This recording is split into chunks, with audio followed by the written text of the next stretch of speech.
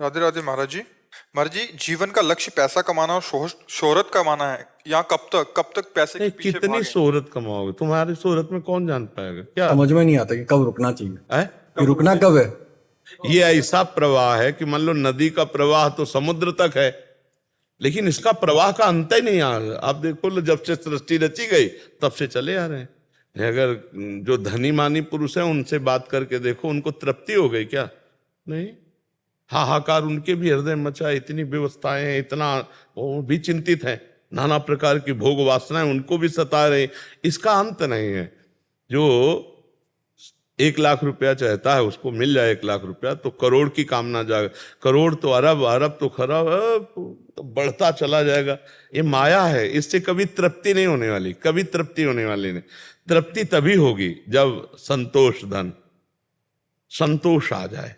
बस जैसे भगवान चला रहे हैं, जितने में आ रहा ठीक है, राधा राधा राधा राधा, वो बढ़िया चैन से सोएगा और आनंद में जीवन, और परलोक भी उसका बन जाएगा। और जो यहाँ भूत बने रुपया में केवल लगे, भगवान का भजन नहीं करते, दुर्गति पक्की। क्योंकि जब तक भजन नहीं होगा, बुद्धि शुद्ध नहीं होगी, तो पापाचरण होगा, पापाचरण होगा तो दुर्गति हो जाएगी। कभी किसी को तृप्ति नहीं हो सकती, किसी भी भोग में, किसी भी विषय में, संसार के किसी भी भोग में तृप्ति नहीं हो सकती। आप कोई भोग बताओ जिसको भोगने के बाद ऐसा लगे कि अब नहीं भोगना है, और भोगे और भोगे और भोगे। बैंक बैलेंस, खर्चा नहीं हो रहा, खर्चे से कई गुना बैंक बैलेंस अधिक है, लेकिन वो चिंतित है क्योंकि उसके सामने वो आदमी दिखाई दे रहा है जो उससे कई गुना बैंक बैलेंस किए हुए है। वो आदमी दिखाई दे रहा है जो कई गुना उससे भोग सामग्री एकत्रित किए हुए है। हमें लगता है कि जब तक गजधन, गोधन, बाजधन ये सब एकत्रित हो गया, लेकिन संतोष धन नहीं, तो फिर जब आवे संतोष धन, सब धन धूरी समान। संतोष आ जाए, संतोष आ गया, कामनाएं शांत होने लगेंगी। बिन संतोष न काम न साही, और अछत काम सुख सपने उड़ाए। जब तक कामनाएं तब तक शांति कभी मिल ही नहीं सकती। देखो हमारी कामनाएं कैसी हैं। एक गरीब आदमी का लड़का स्कूल जाया करता था, तो उसने एक दिन देखा कि एक बगल से साइकिल से निकला, वो पैदल जाया कर।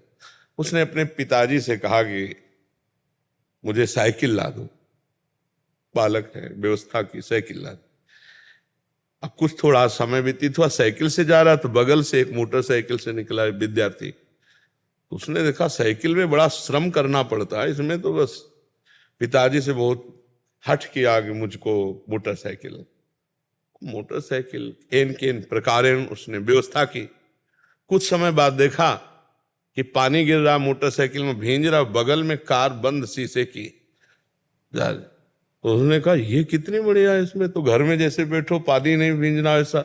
पिताजी से तो उसका, हम देखो किसान आदमी, कहाँ से तुम्हारी व्यवस्था, पर बहुत बहुत हट किया। उसने खेती आदि बेच करके जैसा भी अपने पुत्र के दुलार के लिए उसने एक कार छोटी सी ले दी। कई दिन व्यतीत हुए, कार में जा रहा था, जाम में फंसी हुई थी। ऊपर से देखा हेलीकॉप्टर जा रहा। उसने पिताजी से कहा हेलीकॉप्टर, 4 थप्पड़ मारे, 4 थप्पड़ मारे, कार भी बेच दी, कहा पैदल चलो। हमें लगता है कि तृप्ति तो कहीं हो नहीं सकती। अगर हमारी कामनाओं की पूर्ति होती चली जाए तो तृप्ति तो कभी हो नहीं सकती, और आज तक किसी की नहीं हुई, ना धन से हुई ना भोगों से। अपने बेटे की 1000 वर्ष की आयु महाराज ययाति ने जवानी ली, अपनी तो भोगी भी, अपने बेटे की लेकर के भी भोगी, तो भी तृप्ति नहीं मिली भोगों में।